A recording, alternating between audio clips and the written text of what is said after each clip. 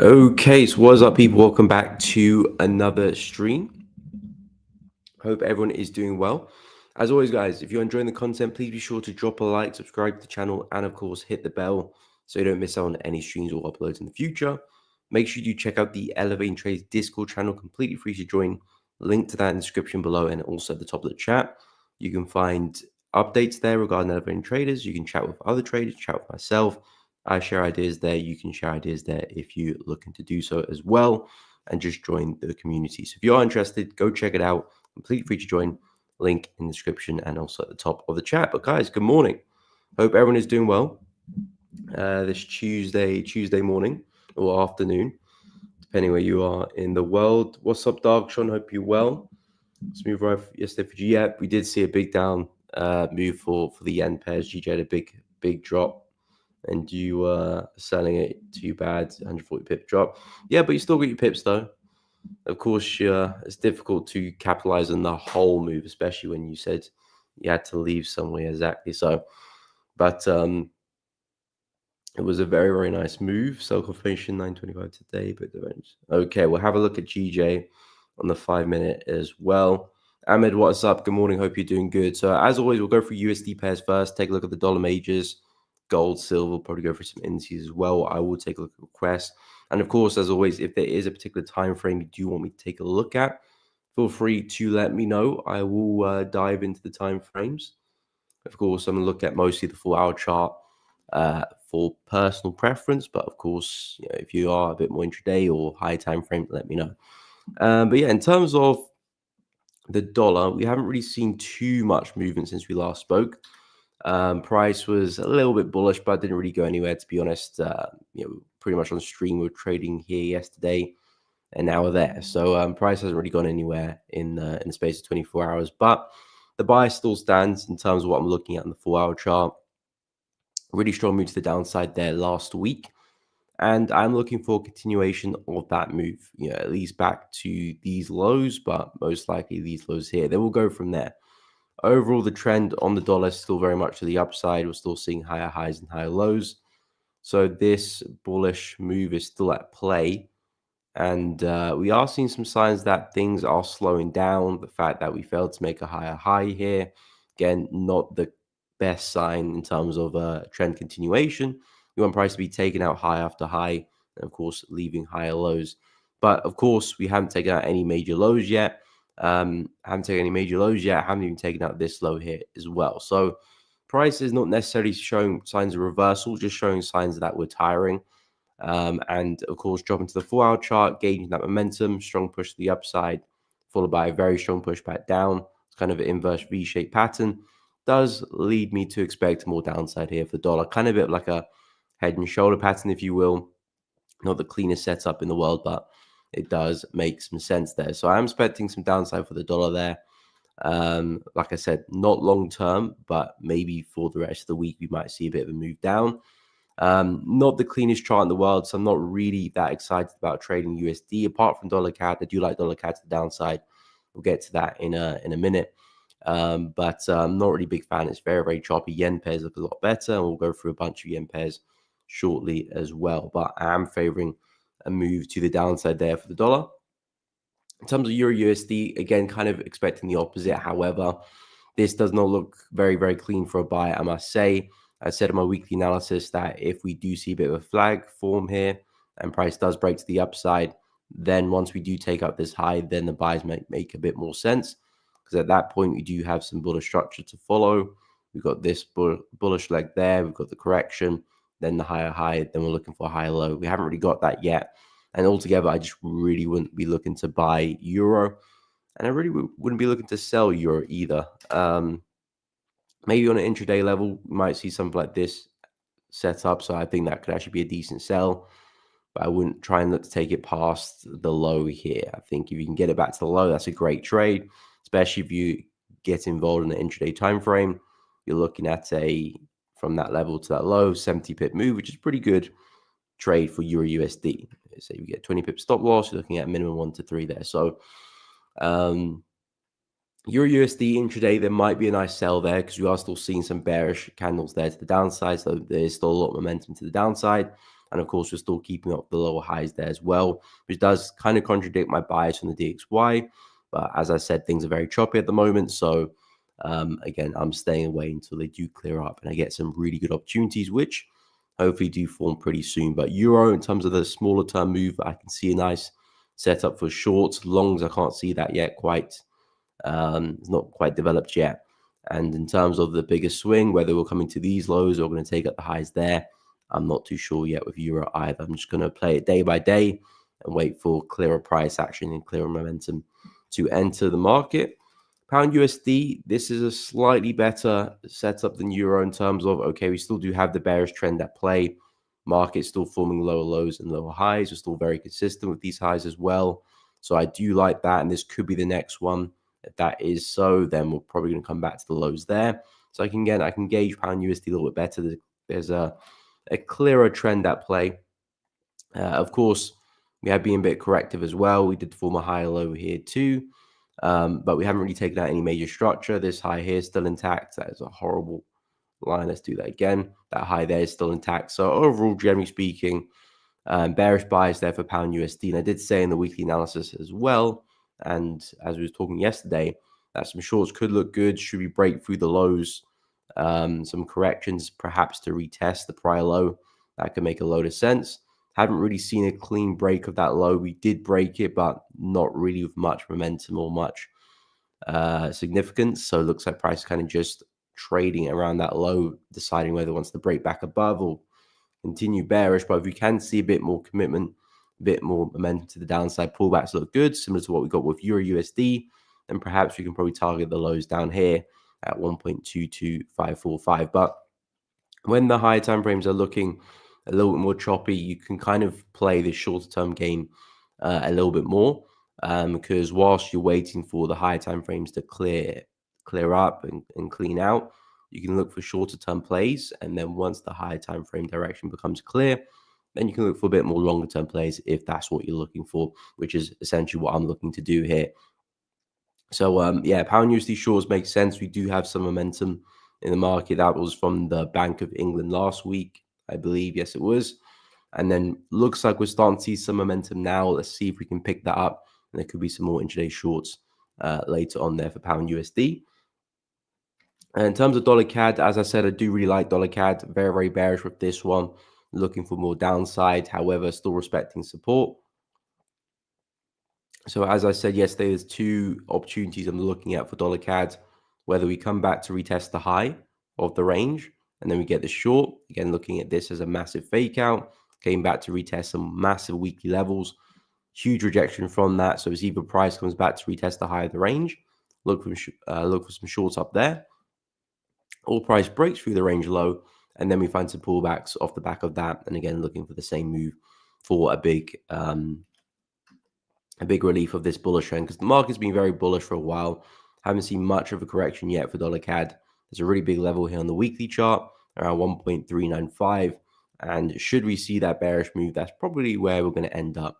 So that's kind of where I'll be targeting with some positions. But first things first, need to get that set up. At the moment, still dancing at support. So not really interested in terms of placing trades just yet. But should we move back to 1.45 or should we get the breaking test of that low, I'll be looking for entries and seeing how far we can take it. But yeah, the main kind of meat of the move is the big fake to the upside. Now expecting some follow through in the opposite direction. So that is what I'm waiting patiently for dollar CAD.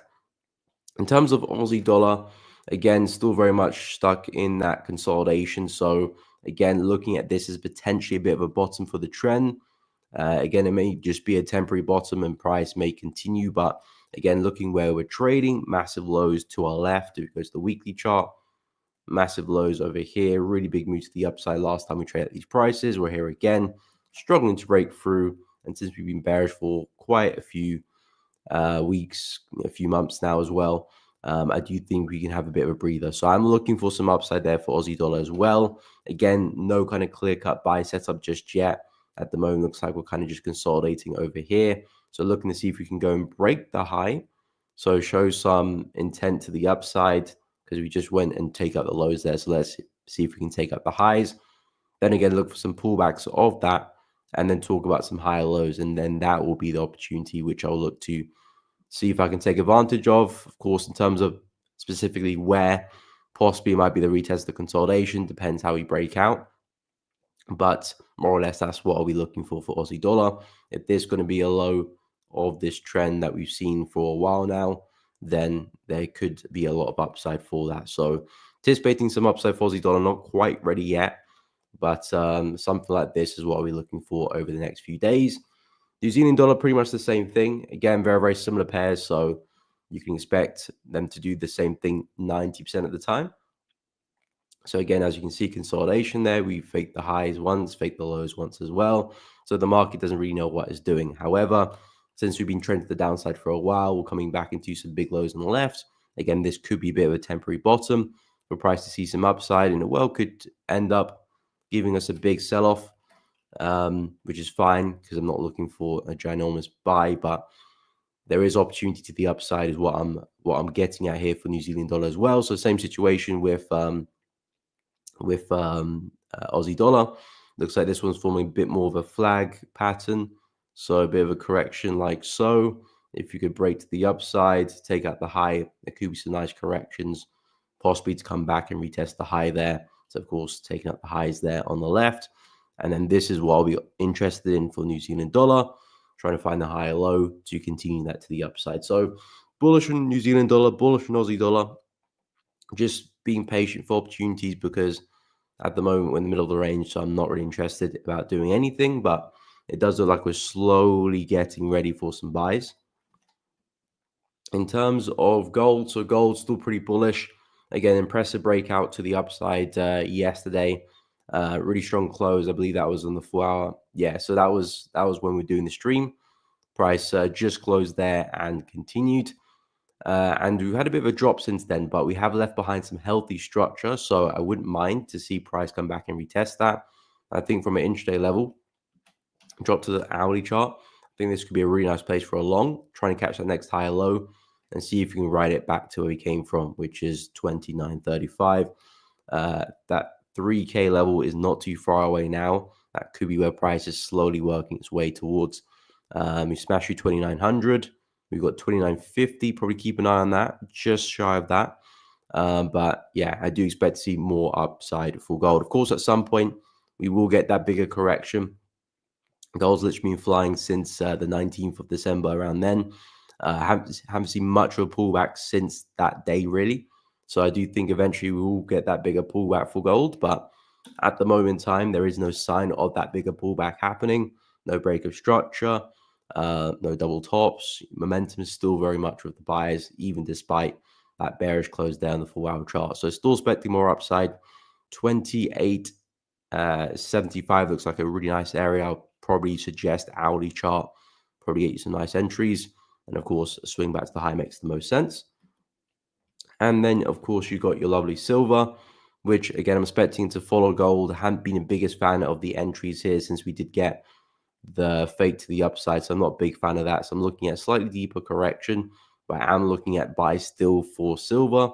This is still the last major high or low. So as long as price is still respecting that area, the buys are still technically valid. Of course, it's up to me to decide to take the buy or not if it's sort of enough quality, if it fits my plan well. So that's what I'm still waiting for on silver. But the fact that we took the highs out is very significant to me. So I'm still very bullish on silver. Lovely double bottom there. Since then, we've been forming really nice higher lows. I'm looking for the next one. But since we did get that fake to the upside, I do think we can see a slightly deeper correction for New Zealand dollar. New Zealand dollar, where did that come from? From silver before I do take any entries. But again, the same plan still stands. Looking for a massive swing back to the swing high up there at 34.857. So still very, very bullish on silver, very bullish on gold as well. No entries just yet, but being patient. So yeah, that's really where I'm at with USD.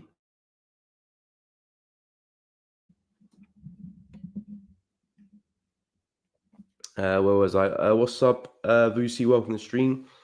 Good afternoon in South Africa. Nice. Welcome, welcome. Hope you're doing well. Consolidation starts to look like a bull flag, though. Okay, we'll go take a look at that for GJ as well, Dark John. I will go have a look now.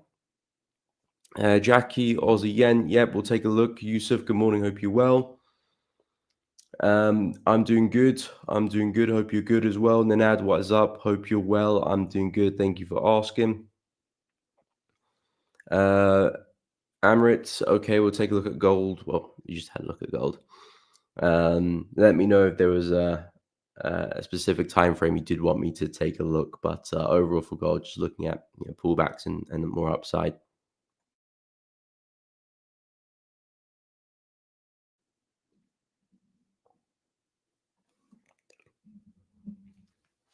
Nanad's opinion on US cotton. I don't think I've looked at that before.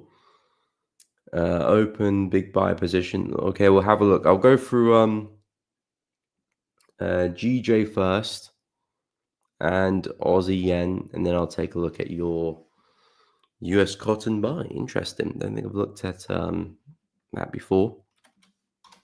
Always the first time for everything. Okay, so yeah, pound yen, nice move to the downside. Let's drop to the 5-minute chart. Okay. So, excuse me. Where were we? So we were over here, were we? So yeah, this was the sell you were talking about yesterday, Dark Sean. Yeah, really big drop there. Really big drop. And then since then, we've been forming some lower highs. However, we're just going to take it out this high here. So we've done it pretty impulsively as well. A really strong push to the upside. So I see what you mean about the bull flag. Price is forming a bit of a correction. Looks like we could be getting ready for something like this. So yeah, I would agree as well. I mean, it's nothing I would look to buy, to be honest. So it's not like okay, it's a really clean bull flag. I'll look to buy that just because we're coming back. Excuse me, we're coming back into a high there on the left. So I don't think that's the best place to be looking to try and get into a bull flag. I know we've broken some structure there, but this high could still prove to be a sturdy high to take us back down again. So I would watch out for that, but it might mean that we have a slightly bigger correction before seeing some downside. So yeah, I'll probably still be looking for sells for this one, given the fact that we are still putting those major highs in. It might be a situation where we have a bigger correction. Maybe New York, we push back down again. But yeah, that flag pattern would make me a bit wary from shorting.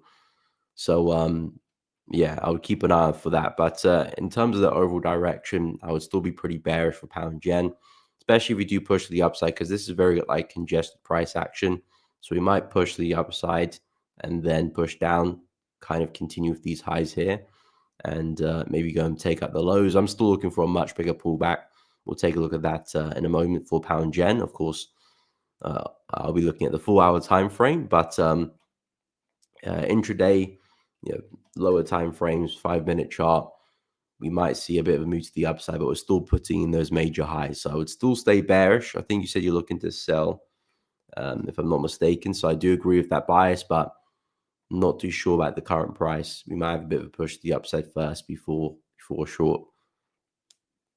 Maybe it comes around during the New York session.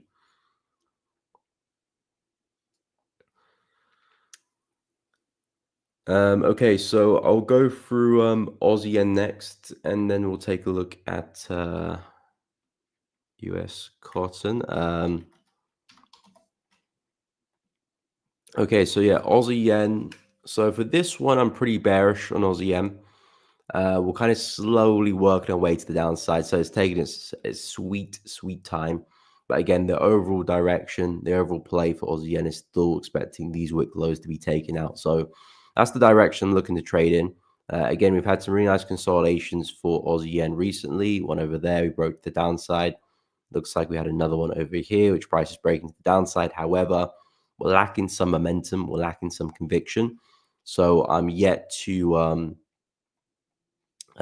find any positions to get involved with and take any trades here. So I really want to see price kind of pick up the pace a little bit and then hopefully find some entries to take advantage of that. But I have to admit the breakout hasn't really been of a high standard. You can see the breakout there. Last time we had a lot of momentum to the downside. Price was picking up pace pretty nicely. Big bearish candles. Here we've kind of got a bit of a fake out once, and looks like price is trying to respect support and maybe even break back inside the range again, which is just nothing I'm interested with. If we could, gain some pace from somewhere, that would be brilliant. And then we can look for some pullbacks, whether it's the retest of the low there or the retest of the range. We'll see, what price is giving us.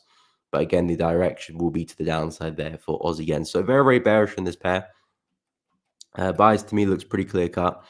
However, the setup ain't so much clear at the moment. And again, it just might be price needs a couple days to present a good opportunity, which is completely fine. But in terms of direction, I'm pretty bearish. Again, looking for basically the continuation of that impulse move to the downside, treating this as a correction, and looking for a big continuation. So that's why I'm expecting a push back into those lows there. And it's kind of like price is forming a bit of a head and shoulder pattern here as well. Left head, right shoulder. Maybe not the cleanest pattern, but again, still fits the idea of high, higher high. Then price is now forming some lower highs there as well. So pretty bearish in Aussie yen. Like I said, in terms of opportunity, need to see a bit more momentum, then look for some pullbacks. But I do see a pretty big drop for this one over the next few weeks, few days. So keeping a very close eye on that. Okay, so I'll go through US cotton. I've never had a look at this one before. Okay, so let me just get an overall feel for what the market is doing, which is basically sideways, minus a few kind of random spikes. A very slight uptrend, but more or less just very flat. Okay, so you said you got a buy. I think that's a decent place for a buy, to be honest, because as price does tend to take up these lows, we do tend to see reactions, and price has just done that again there. So there's a strong chance for a bit of a push to the upside. You said you got a buy around 0.67248. If I go to the daily chart, I should go to the 4-hour chart.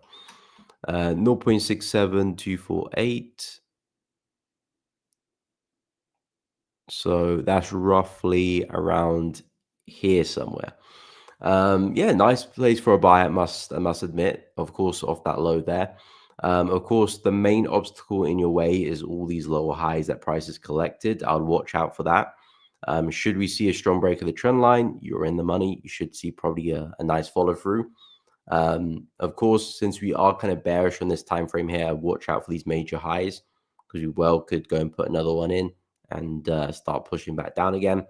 So I wonder where your targets are with the trade and how far you're looking to take it.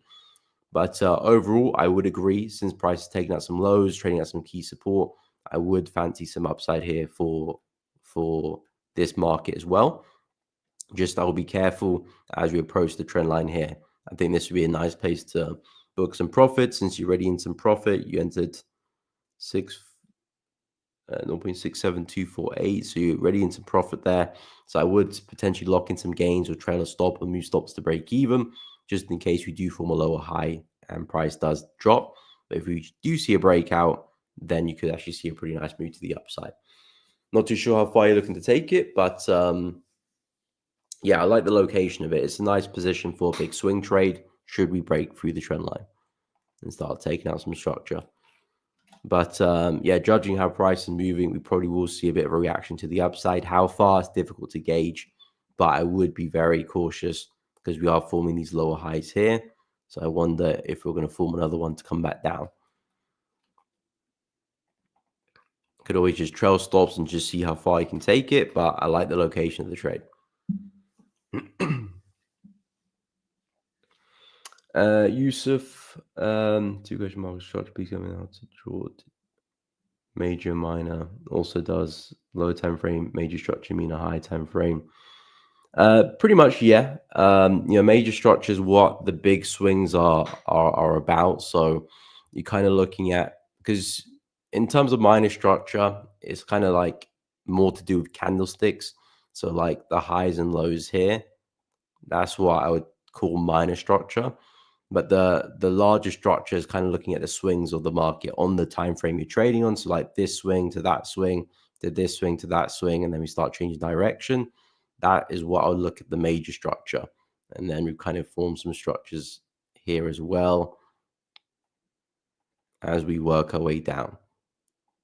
But then, of course, if you zoom in, you kind of got more minor structure, which is the low here, the high there, the low there, the high.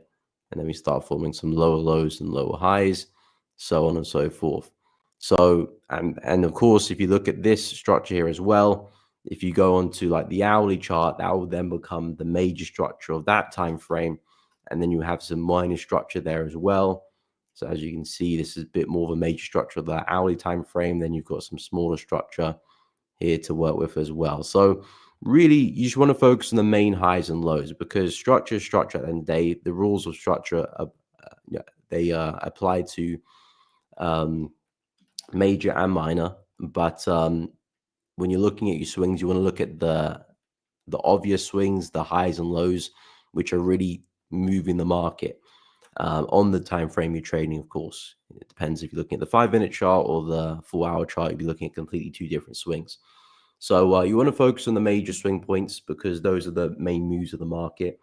And whatever time frame you're looking at, you want to focus on the obvious points. When you're kind of looking at the little tiny fluctuations in the market, you're kind of looking a little bit too small. You might as well drop to the lower time frame. You probably find better entries and better trades there. So you want to focus on the major swings and stick with them. But the main kind of differentiation between major and minor is that minor is more to do with candlesticks, majors to look at the overall swing. Yeah, so hopefully that helped. What's up, Lighton? Welcome to the stream. Hope you are doing good. I will take a look at dollar CAD for you, no problem. Hey, what's up, Will? Hope you're doing good. Welcome. I'm doing good, my man. Thanks for asking. I am well. Hope you are too. Then I'm waiting this week to see reaction. Okay, move stop loss into profit. Yes, okay. Yeah, I think it's a great location for a buy. Great location for a buy. There is definitely upside there. It's just that trend line is a little bit awkward, and we've been pretty consistent with all these low highs on the daily stroke 4-hour time frame. So that would be a little bit wary. But should price actually go and break through that, then you should see some clear momentum in your favor. So yeah. But I do like the location for the buy. It is in a nice place, especially for a swing trade if you're looking for. But anyway, in terms of dollar CAD, what's up, Antonio? Welcome to the stream. Hope you're well. So in terms of dollar CAD, I'm looking for some downside for this one. Pretty bearish on dollar CAD. And again, where we're coming from, major resistance. As we spoke about a few times, major resistance once, twice, and now we're there for a third time. So essentially, I'm looking for price to come back and retest this level down here.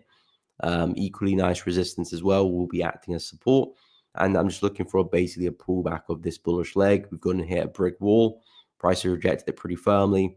There's a good chance, good opportunity to catch a move to the downside and come back and retest some major support. So I'm looking for some downside there for USD CAD. But at the moment, price is still kind of just moving sideways.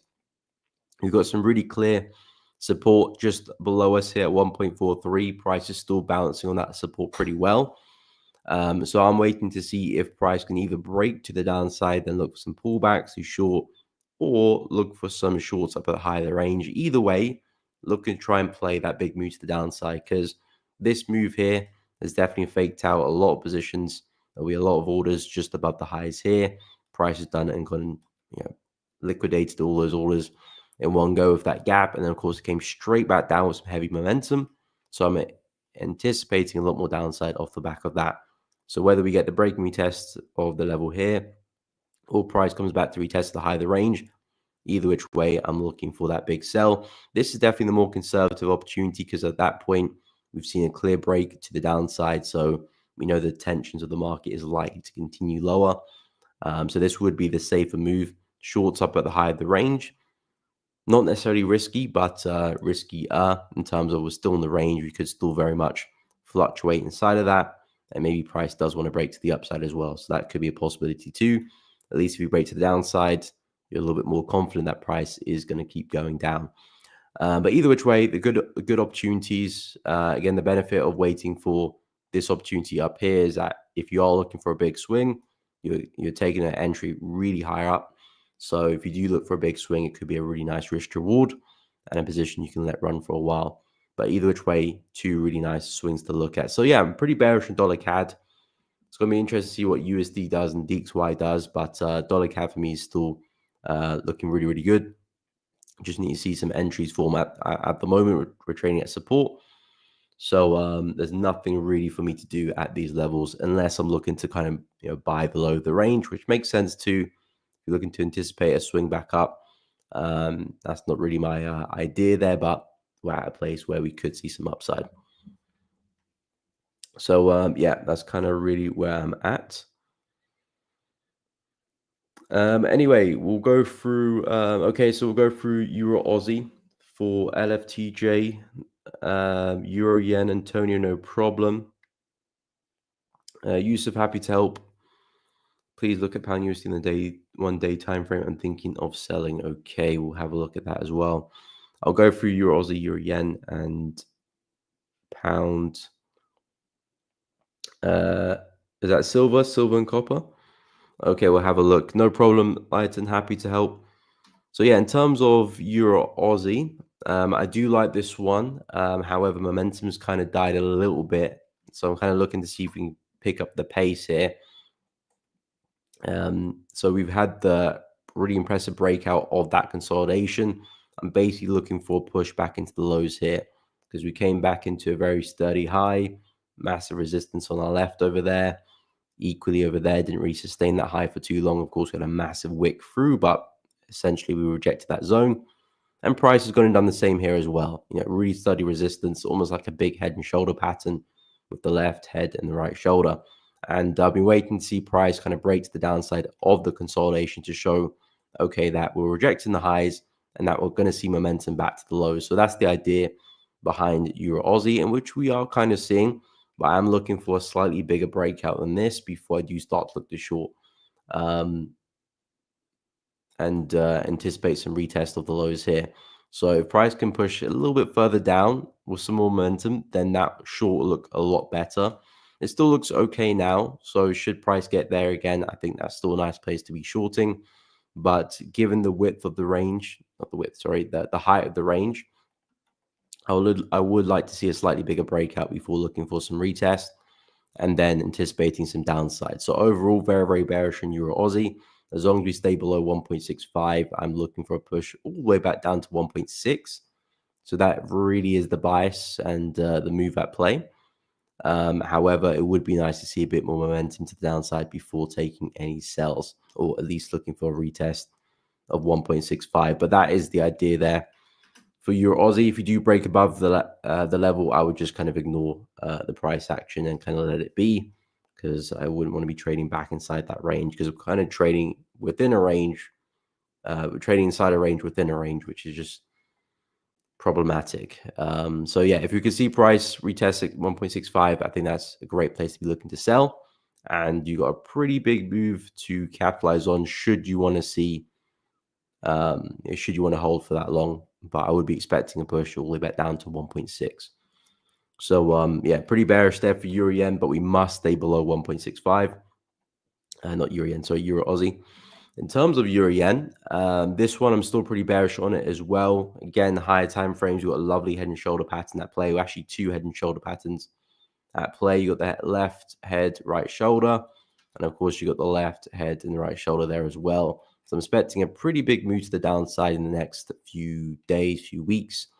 At the moment, we're still trading at support, so now's not the best time to be looking to short Euro Yen. I do want to see a bit of a move to the upside for us to find our feet a little bit, go find some sellers, and then see the next lower high and see that big bearish move. We are still putting in these lower highs over here. So 1, 2, 3. The plan is to try and find the next one. Yesterday, I talked about the retest of this zone here. Really nice level of support around 160. If I whip out the fib from the high to the low, you can see it lines up pretty well for 0.5 there. So it would be great to see Euro Yen pull back, go retest that area find some entries in that area around 160 and then look to short it, at least back to where we came from. But as we said, I do think price can go a lot further. So pretty bearish here with Euro Yen. Do expect to see a lot more downside. However, we need to see some pullbacks before we do get into any opportunities. At least if you're looking to short anyway. Of course, if you're looking to buy, it's not a bad place for a long, but I'm not interested in buying pretty much any of the yen pairs at the moment. So still pretty bearish here. So keep an eye on the shorts around 160. I think that's a great location to sell. Just need to wait on a pullback into that level. I'll go through pound USD, silver, and copper as well. So Yusuf, you said you're looking to sell pound USD. So yeah, on the daily time frame, things do look pretty bearish here. Mark is pretty consistent with the lower lows and lower highs, as we can see. Highlighted the highs of the market there, 1, 2, 3, potentially 4. Of course, not confirmed yet. We haven't seen new lows, but anticipating that to be the high so far. So with pound USD, looking for a pretty big drop back to the lows here if the trend is going to continue. And yeah, I would agree. Sales do look good, kind of like a nice double top there. Prices test the high once, twice, wick through as well. So price does look good for a move to the downside, at least back into support. We'll see if we break through it or not. But yeah, I do agree. If you're looking to sell on the daily time frame, I would agree. I would say the structure still bearish, still see momentum to the downside. Looks like price is fading at the highs there as well. Looks like a low high is forming.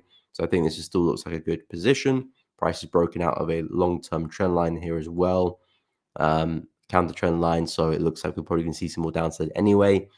Yeah, as long as price doesn't suddenly break structure to the upside, I do think pound USD is likely to head lower as well. So I do agree with that bias on the 1 day time frame there for pound. In terms of silver, I'm still pretty bullish on silver. Just haven't really got a clean setup. I didn't like the rejection we had at the end of last week. Really big wick to the upside, piercing through the highs there, which has put me off looking for entries a little bit higher up. So I'm looking to see if we can have a slightly deeper correction before I do look to get long. The main idea is that we're still printing these equal lows and higher lows here as well. So as long as we don't go and break through any of these lows, I'm still looking for the buy for the push to the upside. But because of that rejection last Friday, as I was talking about yesterday, I do think we'll get a slightly deeper correction, and then that's when I'll look to get involved in the trade. But as long as we can keep up with the higher lows here, maybe go and test the trend line here, that would be great. Possibly even retest the high there too. That would be really nice. But we'll see if we can get a correction that deep. But anything kind of around the 31.2 area looks really good to me. And looking for entries in that area there. Probably lining up pretty well with the fib. Yeah, coming into the 0.5, maybe even 0.618 of the fib there. So really nice, generous area of confluence. Looking for the next high low in this phase, and then looking to swing it to see if we can get a push all the way back up to 34.8. But we'll see if we can get that one move. At least the push back to the high makes a load of sense. But yeah, very bullish on silver, and expecting a really big move in the next few days, few weeks for this one. Of course, gold is still flying. Well, gold's had a bit of a reaction recently, but gold, generally speaking, is very bullish. I do think silver can go catch up with gold a little bit. You can see gold on the daily time frame, very big move to the upside, very minimal pullbacks, and silver's kind of lagged pretty hard behind this. So I think silver's got a lot of catching up to do. In terms of copper, what's copper again? Is that XCU? Yeah, it's XCU. So yeah, in terms of copper, okay. So last time we were talking about copper, I was mentioning some buys and the retest of that range. Looks like we got that in pretty well, actually. Retested the low there, and price eventually had that colossal move to the upside. I'm not sure if I was expecting it to go that far. I think I was talking about push back to the high because we were still forming these highs here. So you had to be a bit careful of that, another high forming for a push back down.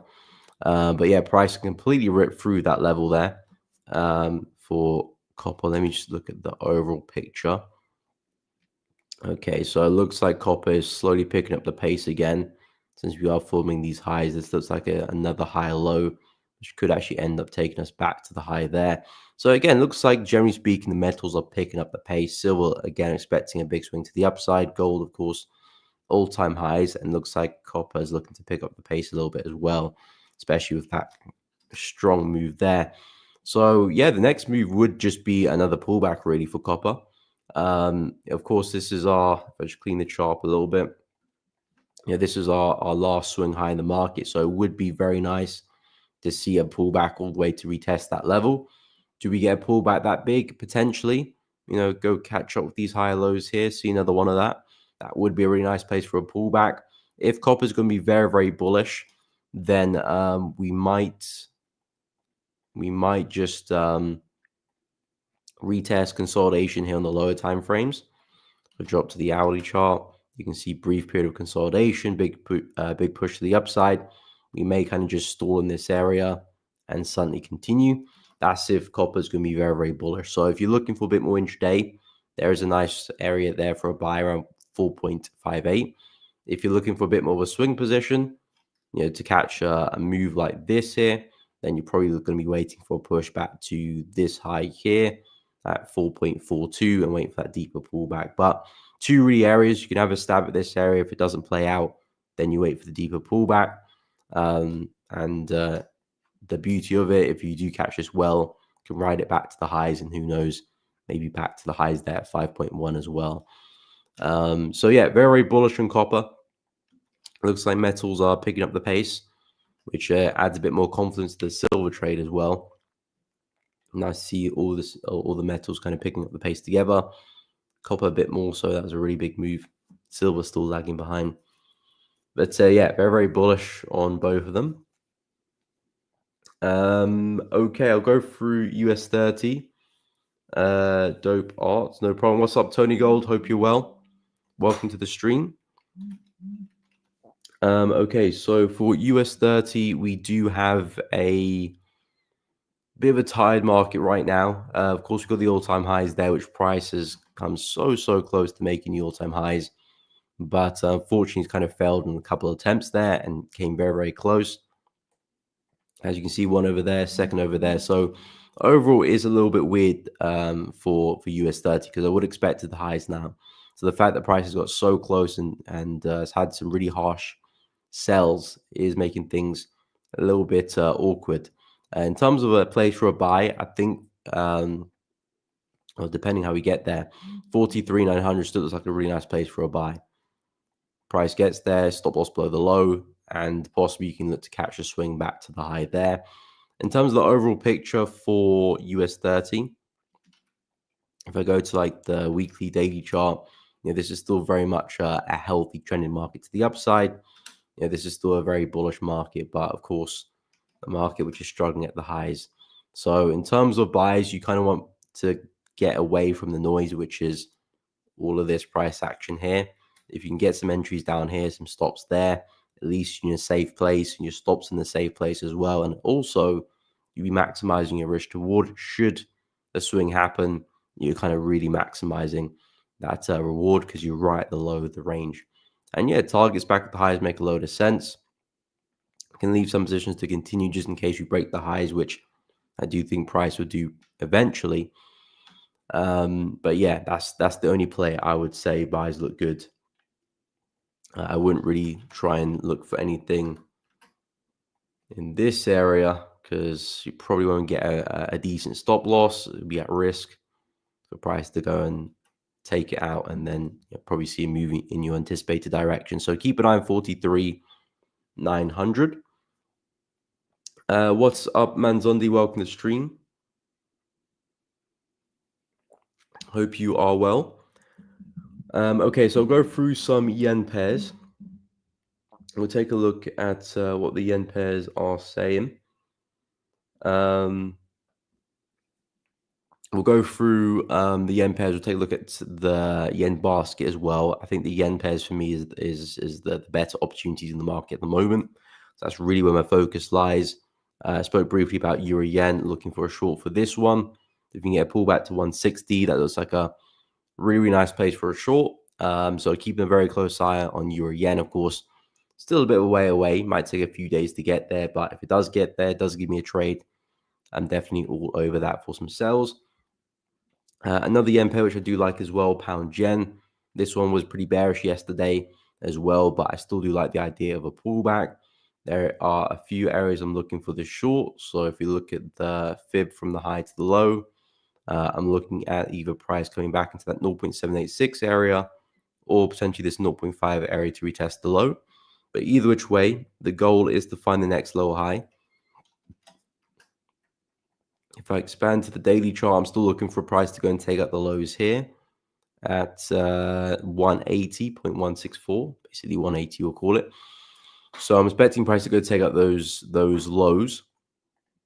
And again, as I've been saying for a while, massive impulse, just looking at this as a correction for price to continue. That is still the outlook I have for pound yen. So if I can catch another lower high, that'd be beautiful, because I'll be expecting this to really run pretty far should that bias play out. But I'm looking at some downside at the moment. We are trading at some support on the 4-hour chart, so not the time or place to be looking to sell, at least on the 4-hour time frame, waiting for us to see a bit more upside. But as soon as we approach 190.5, 192.5, those areas would get my attention. I would be looking to sell.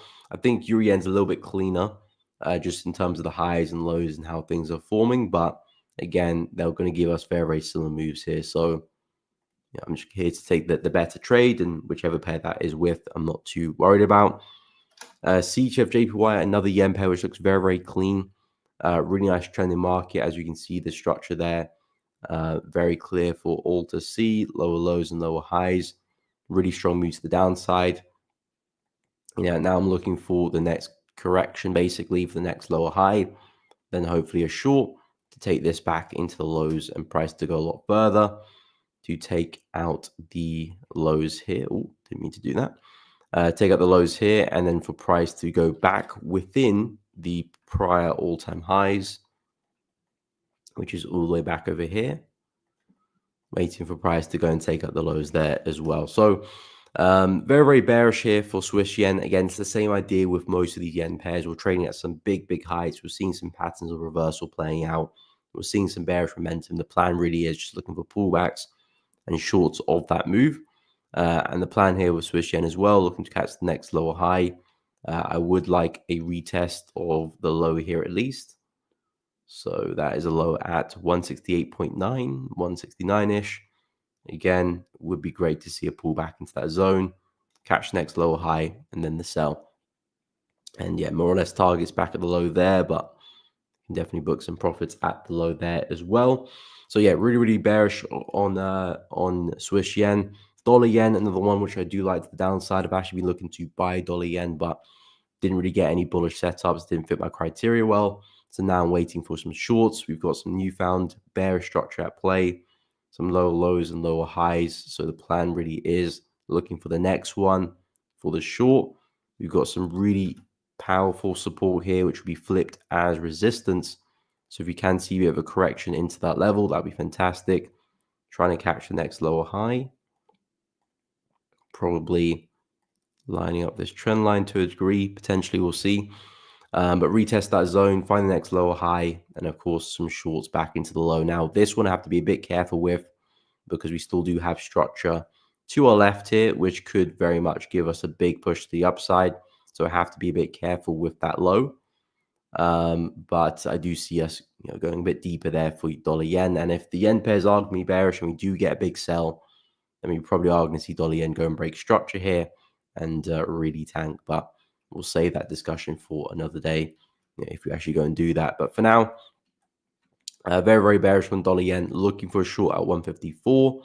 And hopefully we can trade this back down into the lows there at 151. And so in terms of the yen pairs, those are the ones I like the most. So euro yen, pound yen, dollar, euro yen, pound yen, dollar yen, Swiss yen. Aussie yen we spoke briefly on. I'm not the biggest fan of this one just yet. I could be if we pick up the momentum. But if we go to the daily chart, we can see we've got lovely consolidation, strong drop to the downside, newfound consolidation again as well. So I'm looking to see if we can see some more momentum. before I do look for pullbacks. Again, in terms of when I do look for pullbacks, it's price has to give me a strong move in a given direction. If price is correctively moving down, then that doesn't give me a lot of confidence to look for a pullback of that move for a continuation. If the market drops pretty heavily and there's other confluences at play, then yeah, I would be looking for a pullback of that because there's a lot of momentum in the market anyway. So the odds of us continuing are pretty high. But if we break out of consolidation, do it correctly, kind of like what we're doing here, that's not really an attractive breakout, so it doesn't really invite me to take any shorts. But things can change very quickly. We look corrected now. Suddenly, momentum can come out of nowhere. New York session, we see 2-3 big candles to the downside. Now I'm actively looking for some pullbacks for Aussie yen, and this one will be on the watch list as well. But in terms of what I'm expecting, keeping it very simple, basically looking for the breakout, pullbacks, and shorting it into that low. New Zealand yen, pretty much the same idea as well. With this one, has seen a slightly better breakout, hasn't really got me too excited, especially when Swiss yen, dollar yen, pound, and euro yen look a lot better. My attention's still mainly with those. But again, looking for price to pull back into this wick low here at 82.999. Again, if I drop to the 4-hour chart, slightly better breakout, but still overall very corrective as well. So it hasn't really got me too excited. I need price to kind of pick up the pace a little bit. Then I'll start to consider some pullbacks, perhaps a retest of the range, and then we look for some shorts off the back of that and see if we can take it back into the low of where we came from, but mostly into that daily low because that's where I do really see price heading towards. So very, very bearish on New Zealand yen, very, very bearish on Aussie yen in terms of the setup, which is the all important thing. Not quite there yet. Other yen pairs are setting up a lot better. And I believe, okay, CAD yen as well. I thought that was it for the yen pairs, but CAD yen, again, for this one, not very clean. In terms of direction, expecting a lot more downside. We've kind of got a big head and shoulder pattern here at play. So you got the left, head, and right shoulder. This, of course, is your neckline, expecting a really big drop to the downside over the next few days, few weeks, few months potentially. But again, we're seeing characteristics of a market that is starting to tire. Very corrective move here after such a big impulse. Do expect to see some follow through to the downside. So CAD yen looks pretty bearish to me as well. Actually, if I stay in the daily chart for a second, you can still see where we're trading really at massive support. So the idea is, again, for price to pull away from this, go find resistance, go put in another lower high, and then I'll be looking to short CAD yen again. So the idea is to see if we can go and catch up some of those highs and respect it, and then possibly catch the sell back into the low and potentially a lot further as well. So CAD yen, I'm pretty bearish too, looking for some shorts at 108. Very, very simple, just looking for the next lower high on the double test of that level, double top of that level, 108. Still loss above the zone and targets back down at 105, and I would be looking to hold a lot further. This one is looking as clean as euro yen or pound yen is, so I'm not going to be looking to trade CAD yen unless it cleans up. And when I mean cleans up, I mean in terms of momentum, in terms of the clarity of the swing highs and lows. If that does improve, then of course I'll be looking to trade it. But I'm already looking at 4 yen pairs, so that's more than enough for me. Where were we? Ahmed missed your DXY analysis. Okay, yeah, I'll go through DXY. No problem. Appreciate it, Lighton. Yep, a few beautiful setups setting up. So keep a close eye on that. Hopefully we can get some nice pullbacks for the yen pairs. Dark short inspiration experience told me to close the trade. Got at break even on it. Okay, waiting for a new setup. Yeah, no problem with that. Some trades. What's up, Lauder? Hope you're well. Welcome to the stream. Or some trades you get it in and that might just start going sideways on you or start going, but yeah, pretty much nowhere sideways. And sometimes it's best to cut those trades short. It really depends on your outlook in the market, your trade management, and how you want to manage it. Because there will be trades where you get into the trade, it moves sideways, does nothing, and then suddenly it just catapults in your direction and goes to hit you take profit within a few hours or a few minutes, depending on what time frame you're trading in. And sometimes you'll be trading markets which are very, very sideways, and then they just keep going sideways, or they kind of just slowly go and hit your stop loss. And it's probably best to get out of those positions. So, either which way, there will be some positions you get out of, which will then go and hit your take profit. There'll be some position which you get out, which would go and hit your stop loss. You're not going to be consistently right every time in terms of managing those correctly, but on average, if you can close some trades early, leave some trades to run, definitely help your P&L for it. But it does come down to preference and how you want to manage your trades. For me, I sometimes will close trades early if I'm getting some red flags, but most of the time I'll just let the trade do its thing. Lord, I find the market too boring today. Yeah, I haven't really seen much movement. There's been a lot of consolidation, DXY, a lot of consolidation. I'll go take a look at the DXY in a second. But yeah, the market is a little bit flat, to be honest. I mean, I've got quite a few opportunities. I'm looking at the yen pairs, but I need some big pullbacks. Silver, I need a bit of development there as well. It's been a bit flat too. Dollar CAD, yeah, that's been sideways as well since last week. So there has been a bit of consolidation.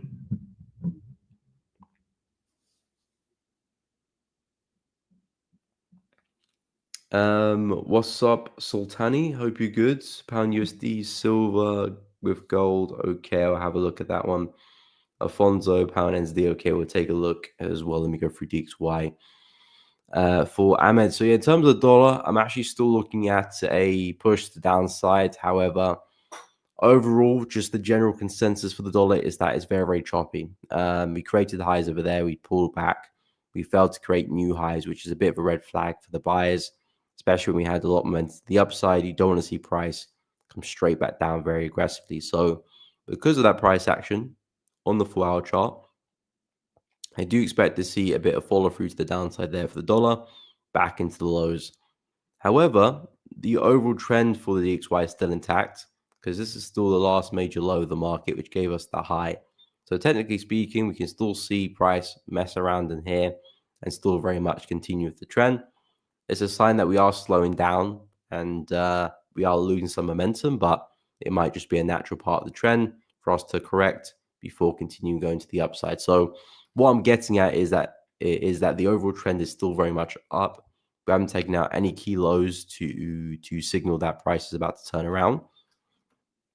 But what I would say as well is that judging the current price action in the 4-hour chart, it does look like we probably could see some downside here, as price has a bit of a bear flag correction of that last impulsive move. So DXY analysis, short term, it looks like we probably see some downside. Long term, I'm still a buyer of the dollar. But again, I don't really have a clear setup for that either right now. In terms of the dollar pairs, dollar CAD looks the cleanest to me. So I'm looking for some shorts for this one. See if you can break support, go back and retest the high. But other than that, I'm not a big fan of the dollar at all. Very, very choppy stuff.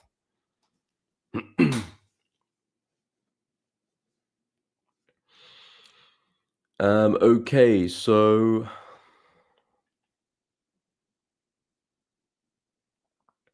I'll go through pound USD silver gold next. Pound NZD, yeah, we'll take a look at LFTJ bought dollar CHF. Okay, I haven't looked at dollar CHF yet, so we'll go take a look at that as well. We lost 65. If you can't afford to lose money, you shouldn't be looking to trade with that money, Sultani. My biggest advice would be to withdraw your money from that account and go trade in a demo account to gain experience and go gain the necessary skills you need to actually trade profitably on a live account. Because even if you do go and make the $65 back, who's to say tomorrow you won't go and lose the $65 again, and then the rest of the account the following day afterwards? So my biggest advice is don't treat trading like a gambling or a betting or like a place to go flip money quickly. You can do that if you want to, but in terms of the longevity of that, you will eventually hit a brick wall and probably lose your account soon-ish.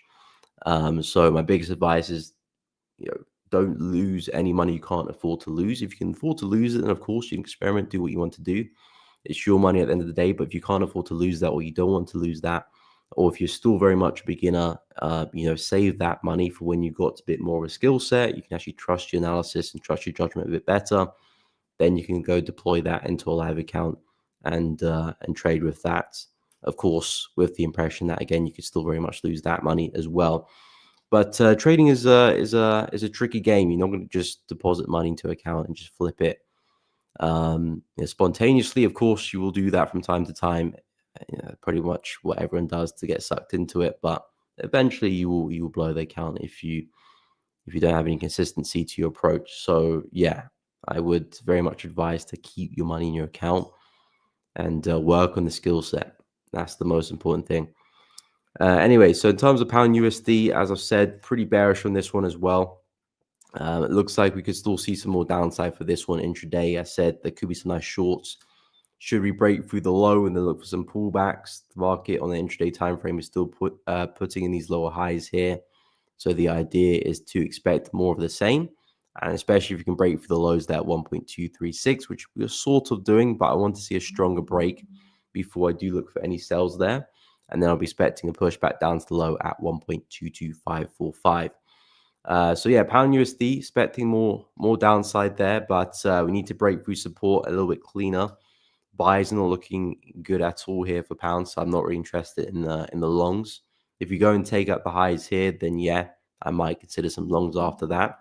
But at the moment, price is still pretty bearish, so looking for a continuation back into 1.225 there, and possibly the lows should we break through those lows as well. In terms of silver, very bullish on silver, looking for more upside as well. But personally, I do want to see a slightly deeper correction with silver, since we did get a very strong rejection on Friday. Last Friday, as you can see, massive wick there to the upside, which I've circled there. Pierced through the highs, but we did reject pretty hard afterwards. So it looks like a bit of a double top. So I'm still very bullish on silver, looking for a push back to the swing high here. However, I do want to see a slightly deeper correction as price kind of relieves itself from that rejection.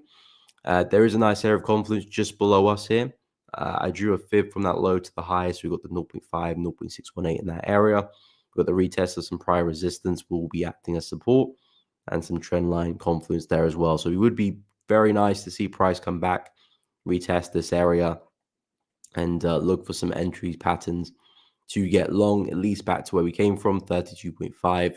Then perhaps we might able to hold some positions to run to that extended target there as well. So very, very bullish on silver too.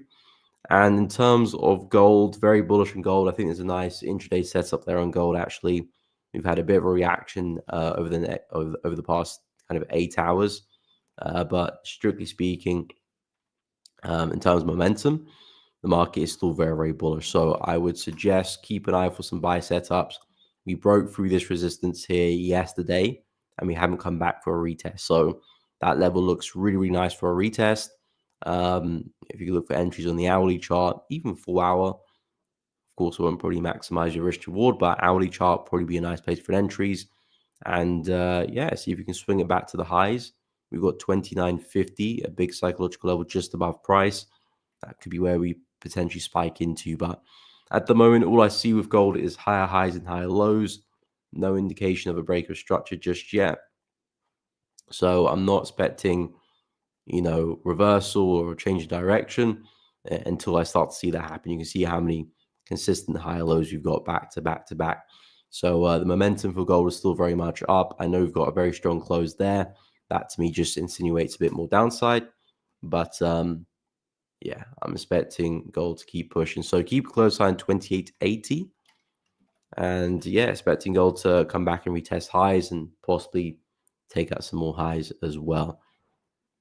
So yeah, very, very bullish with gold as well. I'll only be looking for buys for that one.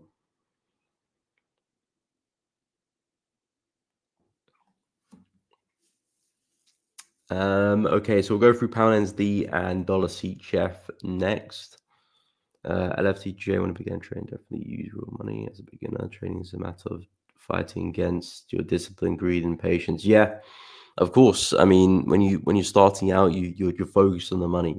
You're 100% focused on the money, and of course, as you would be throughout your trading career. But as you gain experience, you realize you got to focus on the charts, you got to focus on your trades, your exits, your entries, your management. All of that is what's going to get you the results you want to see. And as a beginner trader, you place a trade, you're looking at your floating profit, you're looking at your price going in for you, looking at price going against you. You're very much focused on the money up and down. So you're not really trading the chart, you're not really trading any analysis.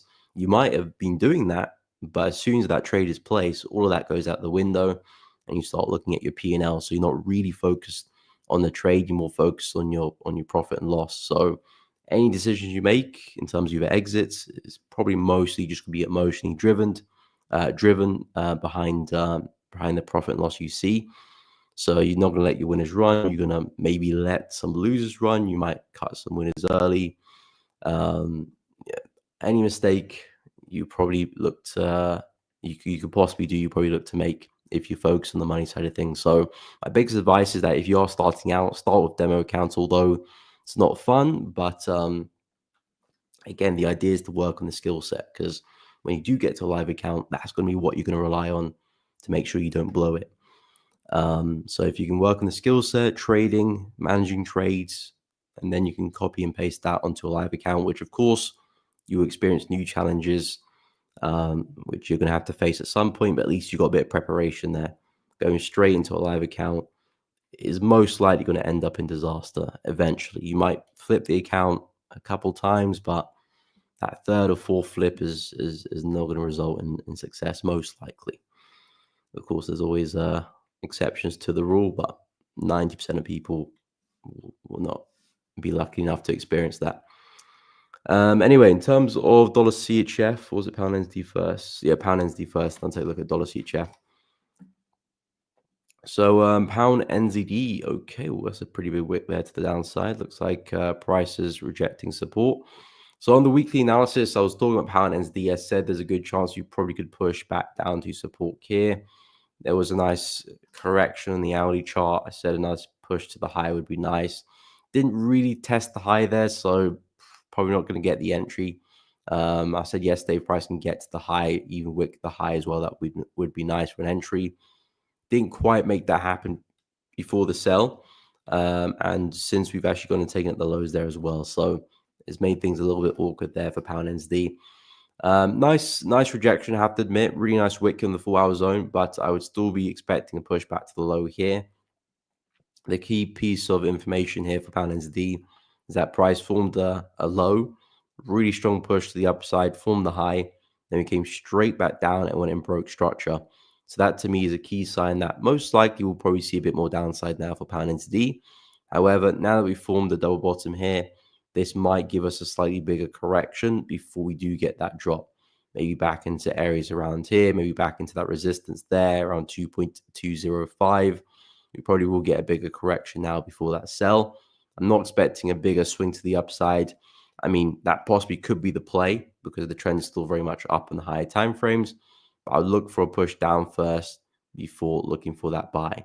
Hence why I'm looking for a push back down to 2.17, back into support. Then we can probably start speaking about some buys again. But for now, since we have broken that structure there, looks like we're forming these lows. I am expecting to see price have a bit of a correction and go through a pretty big drop since we have taken out that low there. But that double bottom there is a pretty aggressive rejection. So I do think we'll push up first, and then we can start talking about a big swing to 2.17 again, or at least back to where we came from, which is that level there.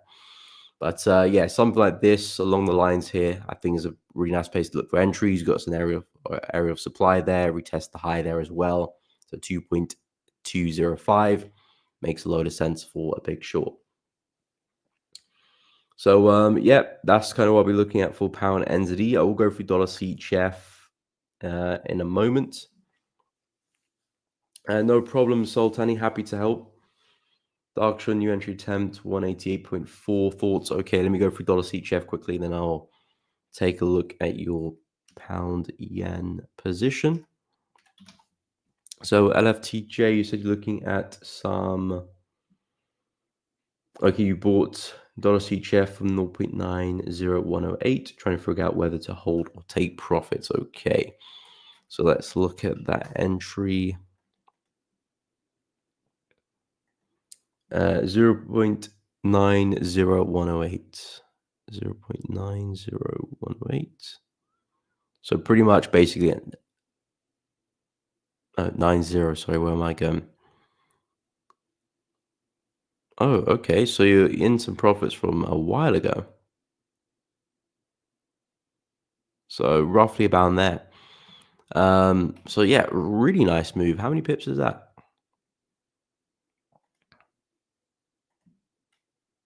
So just over 100. So very impressive move there for dollar CHF. 100 pips in dollar CHF is no small move. But yeah, really nice move. So you're deciding whether you should take profits or hold the trade. You could do a bit of both, to be honest. Never have to do one thing all entirely, especially if you're in a position of strength here where prices are well into profit.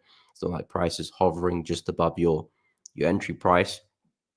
You've got a lot of room between your entry and current price. I would suggest, if price is going to continue, where could we continue to? It probably would be back to the highs here. This is where price formed some resistance, and we went to respect it again.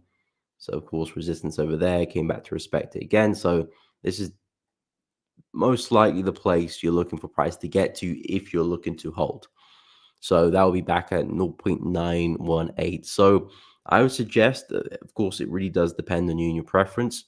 I would hold positions to run to the high, but it does depend where my original target was. If price has already hit my original target, I will secure most of my profit because my original target's here. I've done my job. Price has done what I expected it to do. But if things do look bullish and looks like things may continue, I can always leave a little bit to run. So I'll probably leave like 20% to run, close 80, leave 20 to run to see if we can go and hit that target. Worst case scenario, price maybe goes against me. I might have a trailed stop or I might leave at break even. So I can still take most of my profit at my original target, but still give myself the opportunity to capitalize on bigger profits. So I would suggest if price already hit your bigger target, close most of your profits, leave a small amount to run. If you didn't really have a target and you're kind of just gauging price, I'll close 50 because that is already a big move and then leave the other 50 to run. But then I'll trail my stop loss for the other 50 as well because you capitalize on the big move. You don't really want to give all that back just to see if price can get to the high.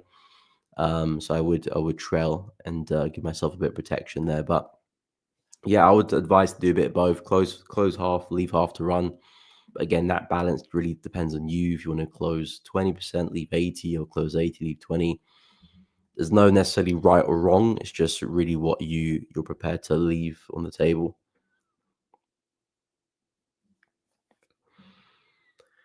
But yeah, looking good for dollar CHF. Okay, let's go take a look at pound yen. Which platform do you use? You have a clean chart. This is Trading View. Trading View.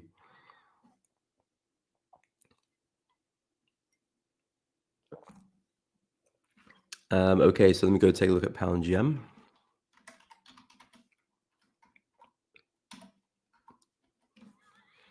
Okay, so Dark Sean, you said you got a entry at 188.4.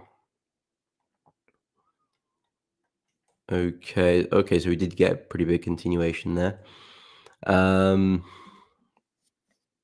Is this a sell or a buy? I'll assume a sell.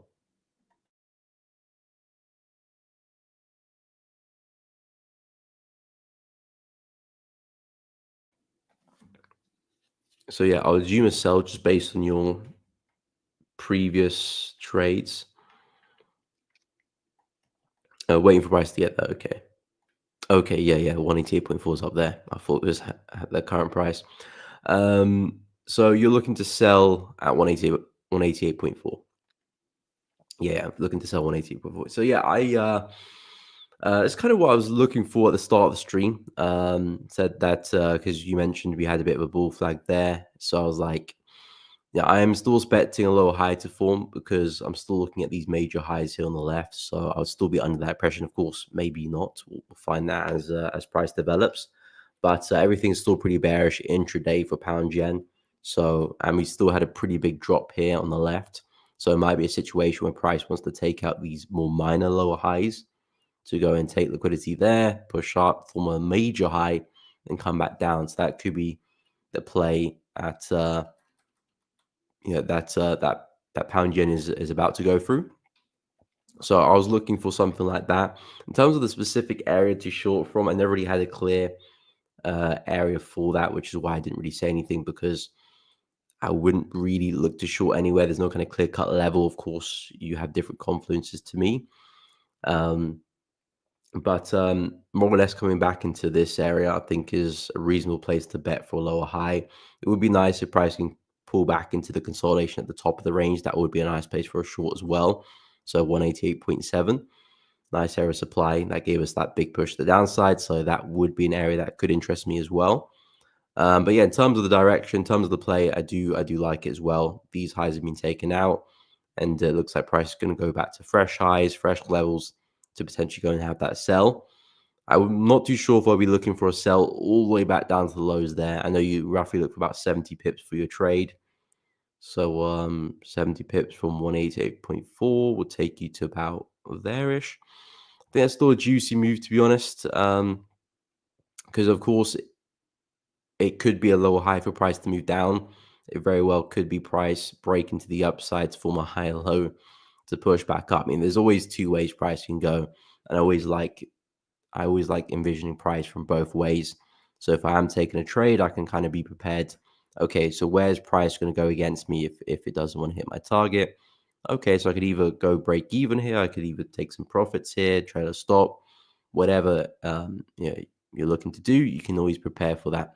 So yeah, I would suggest as price comes back to these areas, that's where you might find a bit of trouble. But yeah, coming to a nice area for a short, and I would be looking at a push down as well. I'm personally still looking at a much bigger pullback for pound yen, 190, 190.5, 192.5. Those are still really my areas I'm looking to short from. But we'll see if we get there. We'll see if we get there. In 5 minutes, support resistance level, that price bounced from a lot of times. Okay, let me have a look. 180.4. Actually, let me use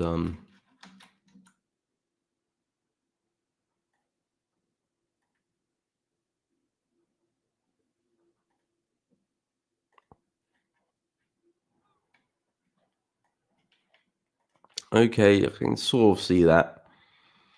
Resistance there, support, resistance there as well. So I can sort of see it's not the clearest one. Again, that's just my opinion, really, and how I see it. But of course, if it fits the plan well, look, take your position. But I can see some evidence there of support and resistance, so I can see what you're getting at.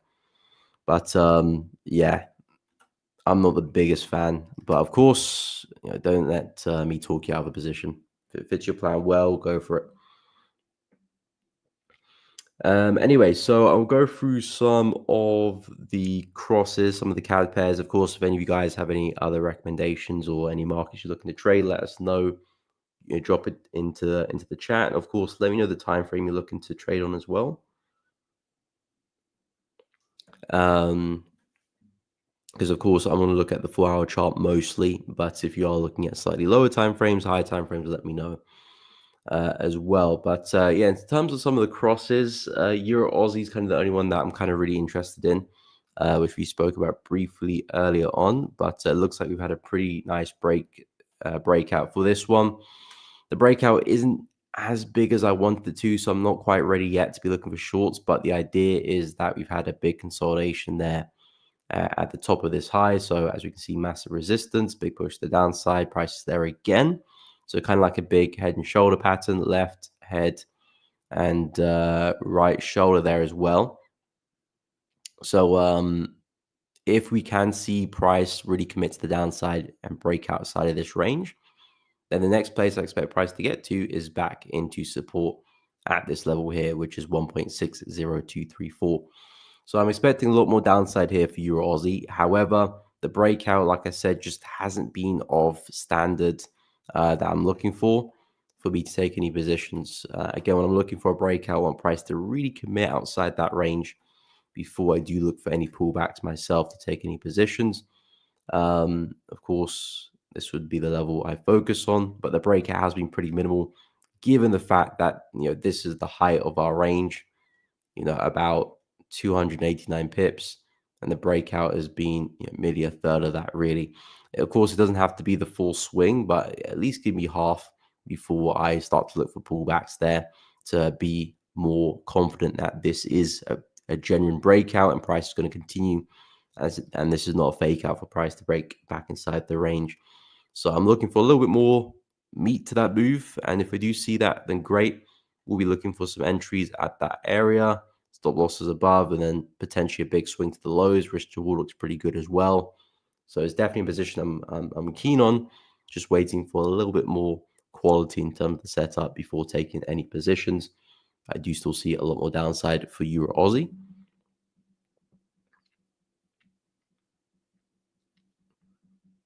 Since I started sharing my trades here, one loss, three break evens, and rest wins. Well, maybe keep sharing your trades, Dark Sean. Seems to be playing out pretty well for you.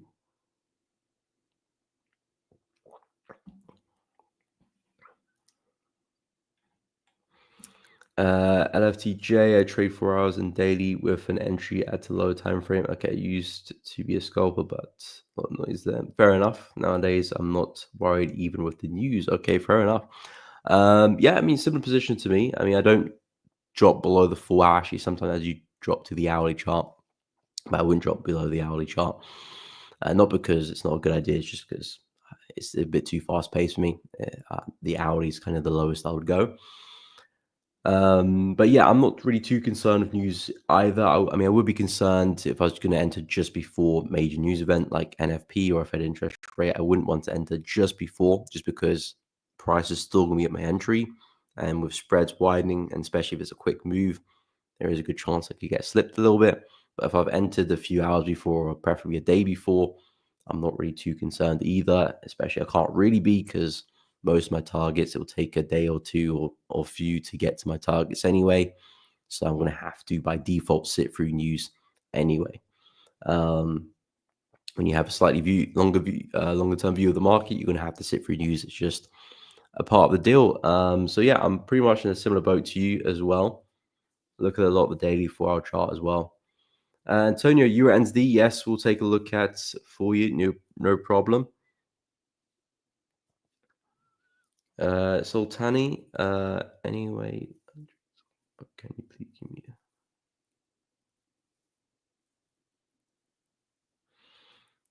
well, again, price action. Price action is the study of price. It's a general umbrella of all trading techniques that involve looking at the chart, and technical analysis is the study of price. So that includes ICT, SMC, whatever you want to name it.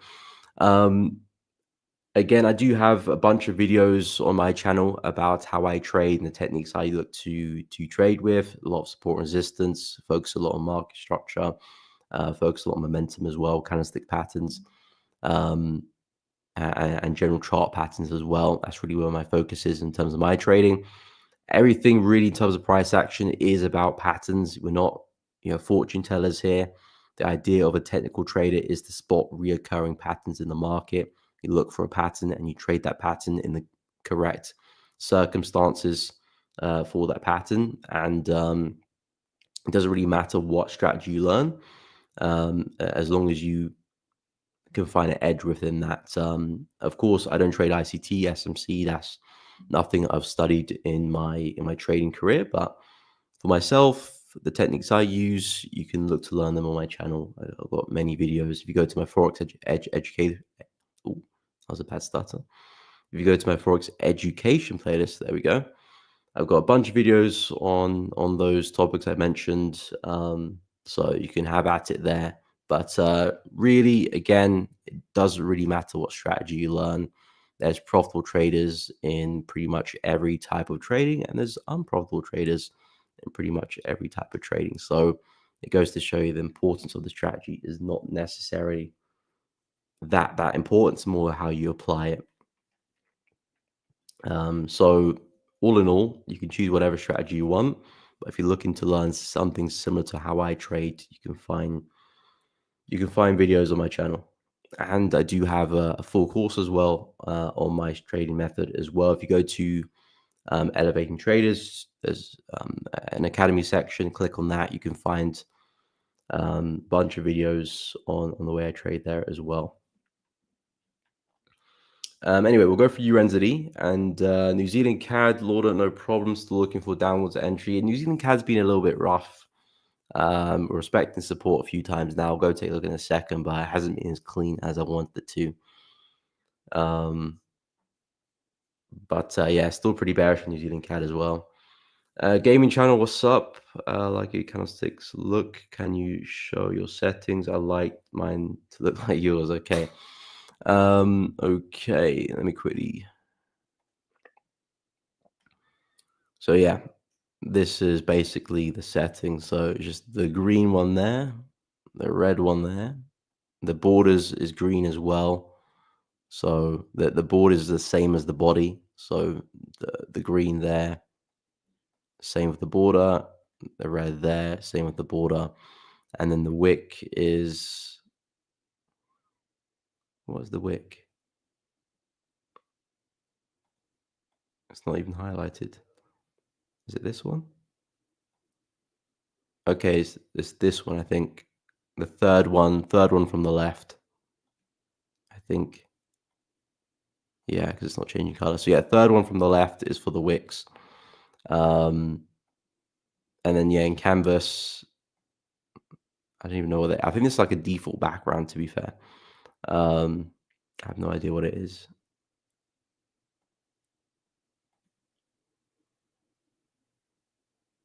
I don't think it's one of them, to be honest. I'm not too sure to what it is. I think it's like a default background on TradingView.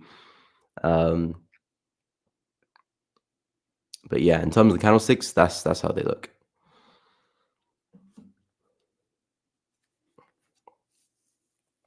Happy to help. Anyway, let me go through Euro NZD and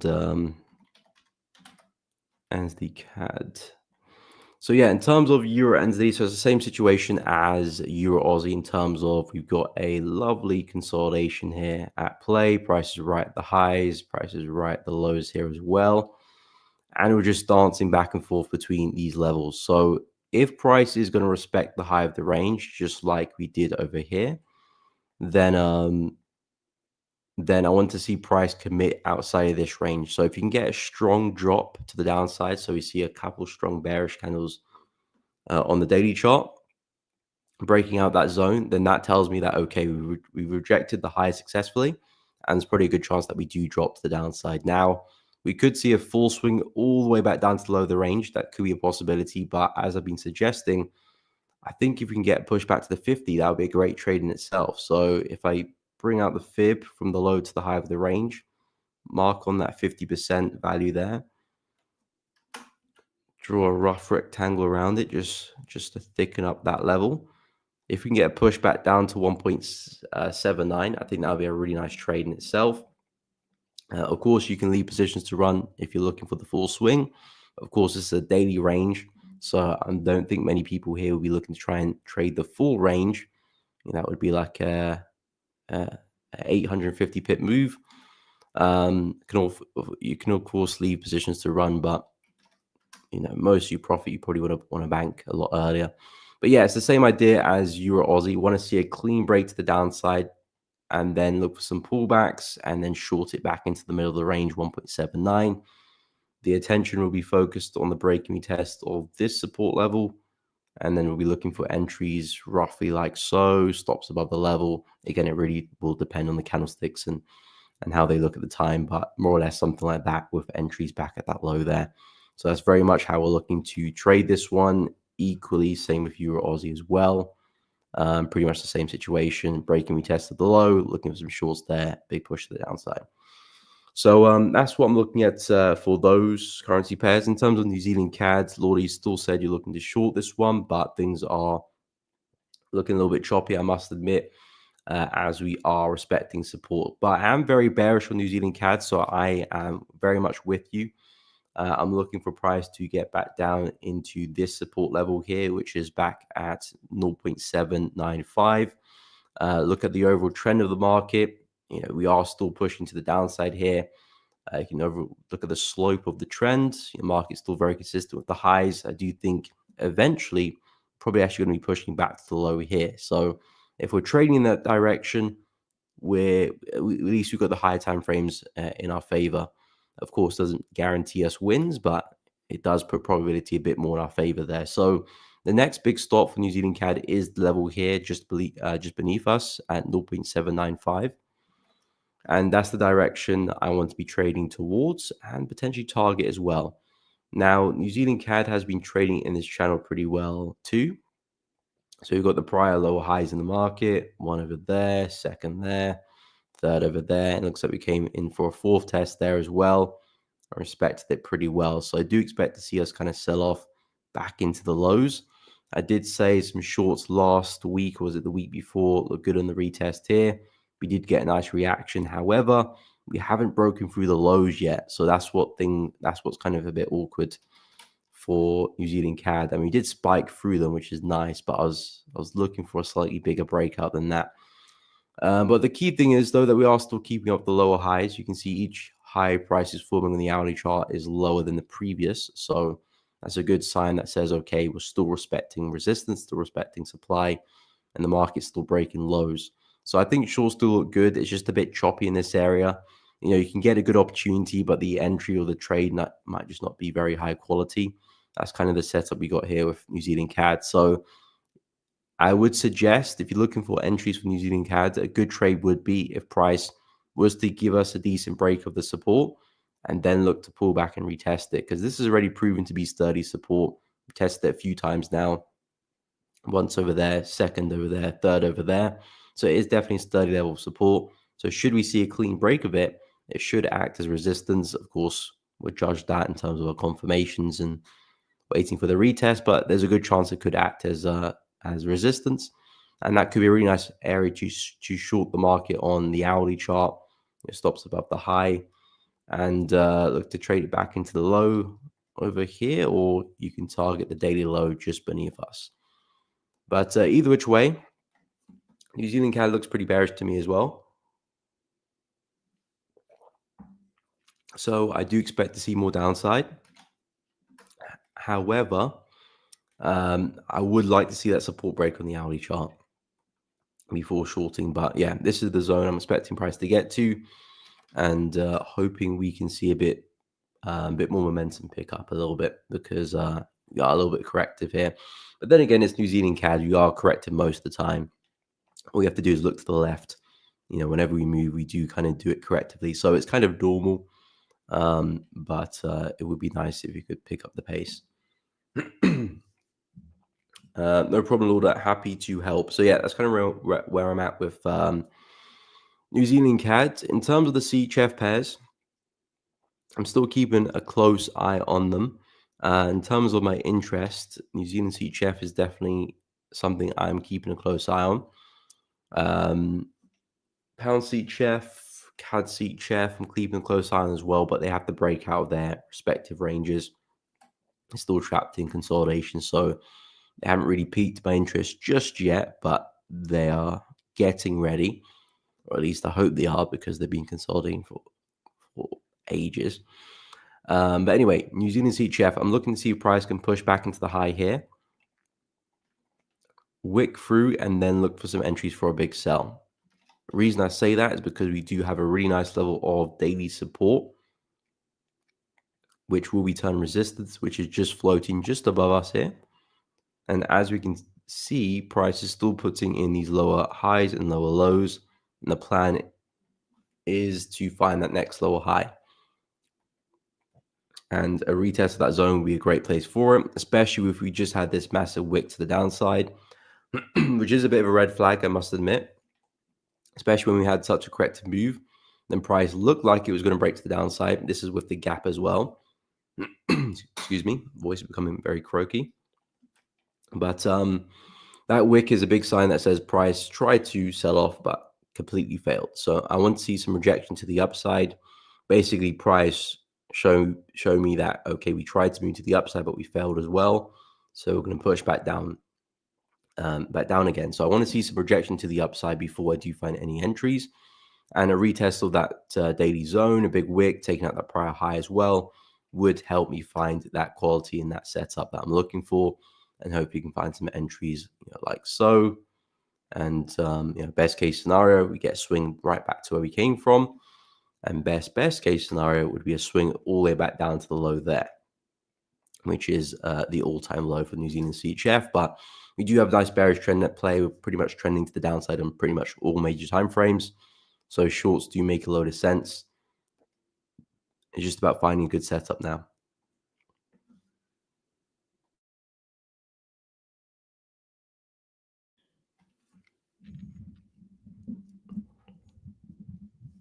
Hussein, NASDAQ, okay, we'll have a look at that one as well. So have I looked at the NAS yet? I don't think I have. Have I looked at any of the indices? I looked at US 30, I think. I didn't look at the other indices. So yeah, in terms of NAS, where were we yesterday? Last time I had a look yesterday, I think we were trading around here-ish. Haven't really gone anywhere, have we? So all in all, it's just very, very choppy price action for NASDAQ. Again, if you look at the overall trend, it's very much a clean bullish trend. So it's not choppy in terms of the high time frames. High time frames are just trending very, very well, actually. Lower time frames is where the choppiness lies. So in terms of the bias, it's bullish. In terms of looking for entries, there's either two possibilities I'm looking at. Either we break to the upside, we see a healthy breakout, and we look for some pullbacks after that. Or we come back to the low end of the range, retest the low, and then look for some buys there. Either which way, the idea is to look to anticipate a break to the upside because we're looking for the higher time frame trend to continue. Best case scenario would be the buys at the low. Reason being, because not only can you take advantage of the range, you can also take advantage of potentially the breakout as well. Of course, buys here look good and they're probably a lot more safer because at that point we've shown evidence of a breakout, we've shown evidence of momentum coming back into the market, and then we're just looking for the pullback of that move, perhaps the retest of the high, and then we find some buys accordingly. But overall, as I said, bias is still very bullish despite the messy price action, but I would avoid trying to get involved in here. That's just way too noisy. If I'm looking to find entries, it's because we're right at the bottom where I can find a nice tight stop loss and get my entry right down low. Of course, doesn't guarantee you a win, but it guarantees you a good entry and a good risk reward should the trade play out. And likewise, to the upside, if you see a nice break, look for some pullbacks onwards and upwards. So yeah, still very bullish for NAS, but very, very choppy price action. So not a big fan of this. US 30, I mentioned earlier, I like the buys too. But because again, we're failing at the highs there. We've got the all-time highs on the left, and we came very, very close to making new all-time highs twice. So it's evidence that, okay, we are still bullish, but there is still a decent selling pressure at the high there. We're still failing to get the energy we need to break through. So in terms of the buys, we want price to come back to support again. This is clearly an area where price is really struggling to break through in terms of selling off. So if we're a buyer, this is immediately the first place we're looking to buy from. And if we can catch a swing back to the high, that would be great. And possibly the breakout as well. Because again, if you look at the bigger picture, what is price doing? Still a relatively clean uptrend here. So still very bullish buys for US 30 as well. Looking to see that trend continue. And for S&P as well. I mean, this is probably the choppier one actually. I actually prefer NAS a little bit better because that's actually trending pretty clean. Happy to help Hussein. NAS is trending pretty, moving sideways pretty clean in terms of we've got a solid high, solid low to work with. S&P is a little bit all over the shop. We've made some highs there, new highs there as well, but we also made some new lows there, new lows there. So the market is creating new lows, but also creating new highs. So that's why it's a bit awkward. Kind of doing the inverse of a wedge pattern, price coming like this, kind of the inverse of that, which is just weird. So I don't really like that with the S&P. But of course, looking at the bigger time frames, if you just zoom out, see what price is doing in general, what are we doing? We're trending to the upside. The trend is still pretty clean. No signs of reversal just yet, at least on the daily chart. Of course, weekly we show the same thing as well. So definitely still bullish bias here for S&P. But what can I say is that price is struggling at the highs here, and we are forming some lower highs. So this is still bearish territory. If you're looking to sell, not a bad place to short. Again, it's a bit aggressive because you're going against the trend, but supply is holding pretty well here. So shorts do look good. If you're looking to buy, this looks like a really nice place for a buy. A lot of evidence of support holding once, twice, and a third time. There's a good chance we can come back and respect that again. I'll just watch out that we don't form another lower high again and see price push back down. So you want to watch out for that. But in terms of a location for an entry, for a stop loss, this is where you can get a measured entry and possibly catch a big swing as well if the trend does continue. But yeah, overall for the indices, still bullish. But definitely be careful because they're not trading very well and they're lacking a lot of momentum. But anyway, back to the CHF pairs. So as I said, New Zealand CHF, I said I'm looking for a short. So just going to keep an eye on that entry there at 0.517. I also said pound CHF and CAD CHF, I'm keeping an eye on. But of course, at the moment, they're still within their range. And I can't remember how long we've been talking about this range. I mean, since probably like October, we've been talking about this range and it hasn't developed at all, which is why I trade numerous markets, because imagine if I only trade one market on the 4-hour chart, this is ranging here since September. I will still be waiting since then to find a trade. Trading a number of markets allows you to pick and choose when it's the best time to take a trade on a particular market. Pound CHF, at least for me anyway, hasn't been ripe to trade for a long time. I mean, I did take a trade actually here. I did take a trade there, I'll lie. I was just trading at the high of the range. I did take a trade there, but it has been very choppy since September. So not the best conditions either. But anyway, pound CHF very flat. Again, I might look to do the same trade again if we do get to the high and potentially give a bit of a fake out. If price does push back to the high and we spike through and we give a bit of a fake out, I will look for another entry and another swing to the downside. The idea for pound CHF is I'm looking for a big breakout back to the lows there at 1.07. Still very consistent with the lower highs. The idea is that we had a really massive drop there. I'm still treating this as the correction of that drop. So I'm looking for the continuation back into the low. There's either two ways I'm looking to play this, either short at the high of the range, wait for price to break the low of the range, and then look for the pullback for the sells. So again, the retest like that. So that's very much the plan there for pound CHF.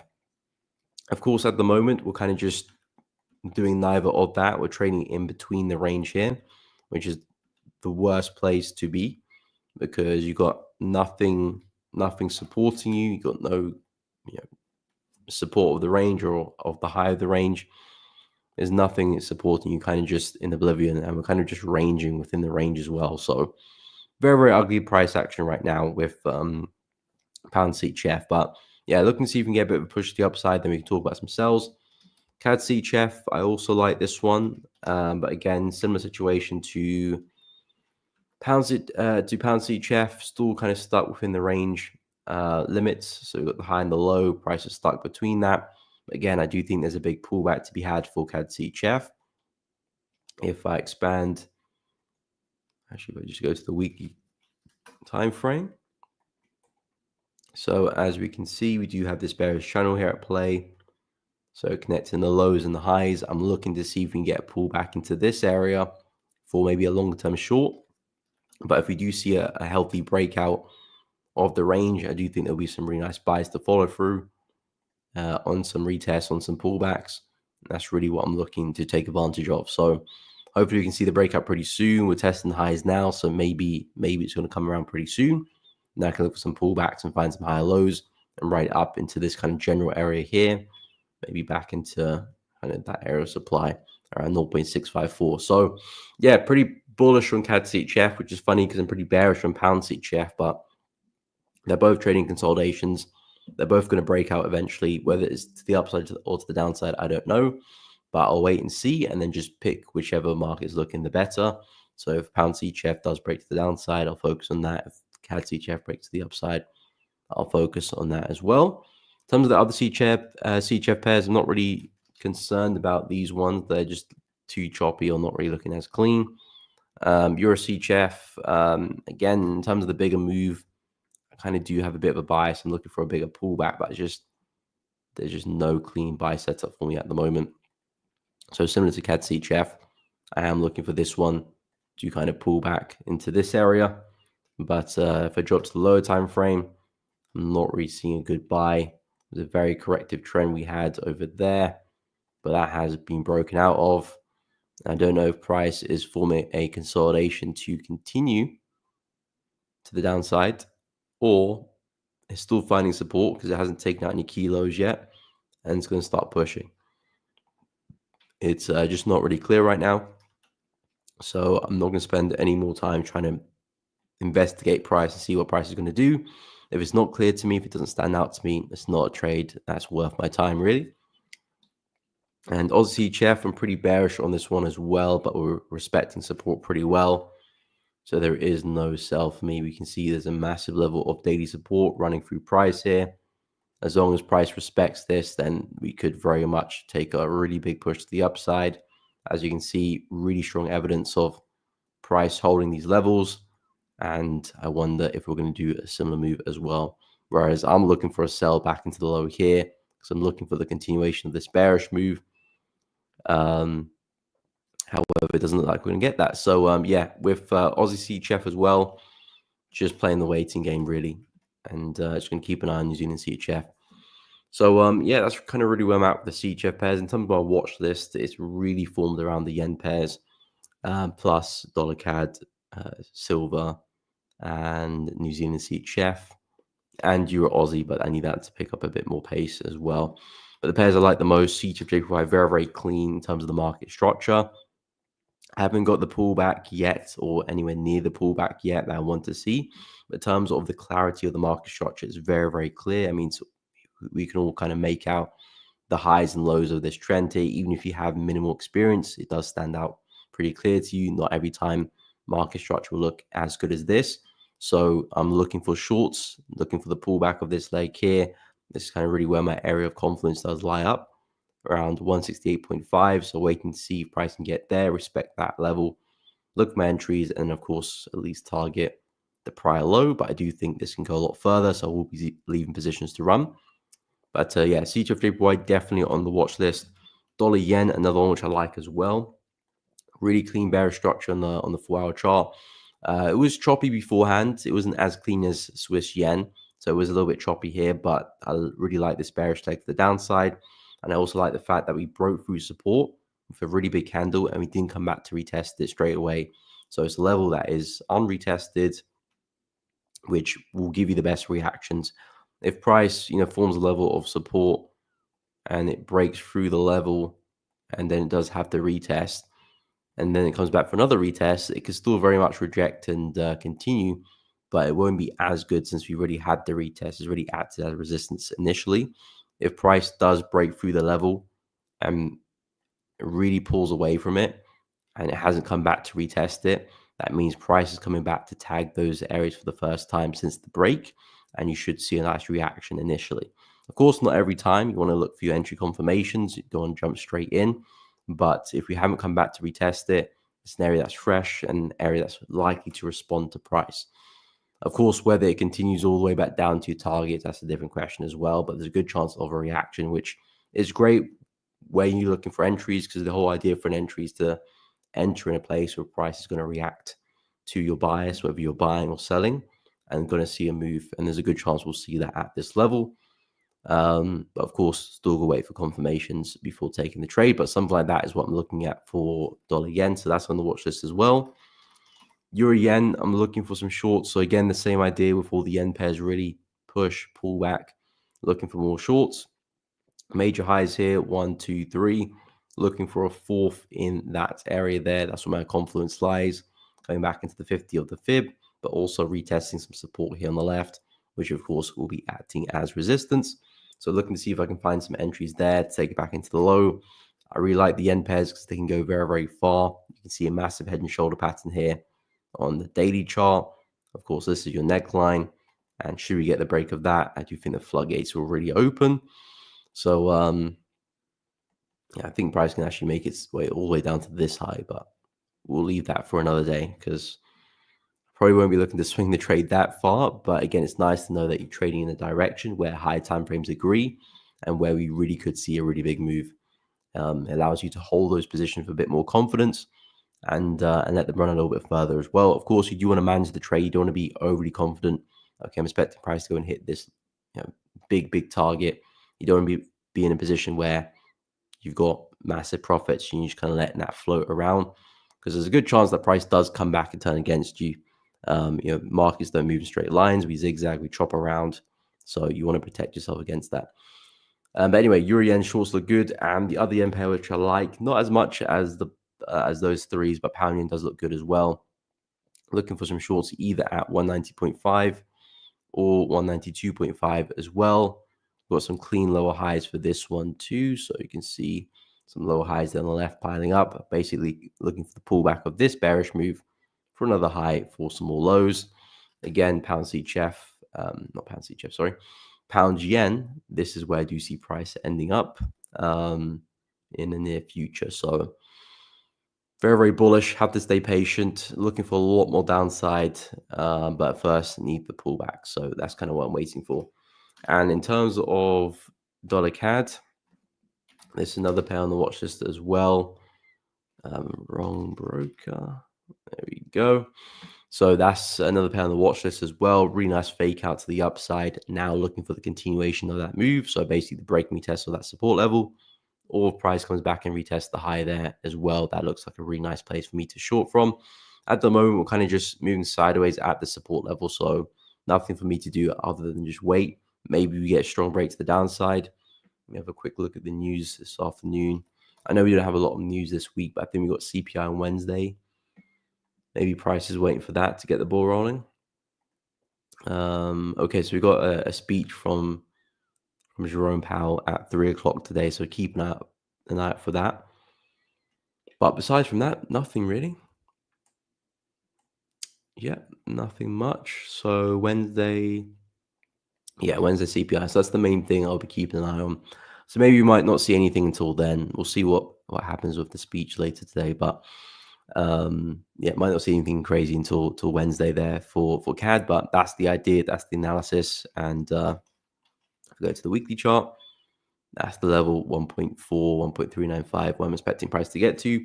Silver I like a lot, but I'm just waiting for a slightly deeper correction because we had a really nasty rejection on Friday with that double top there, with that piercing wick to the upside. So I am looking for a slightly deeper correction. I've got some nice confluence down here with these higher lows, 1, 2, 3, 4, just off that double bottom. So if I can see price come back roughly into this area, give me double bottom, give me some rejection. We'll look for my bullish engulfing candle. And then, of course, long it back to the high here, 32.5, 32.6. Now I hold some positions to the extended target back to 34.85.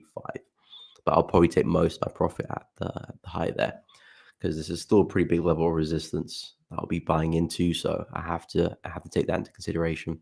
But yeah, very bullish on silver as well. And then Euro Aussie, as I said, just want to see a slightly bigger breakout with this one.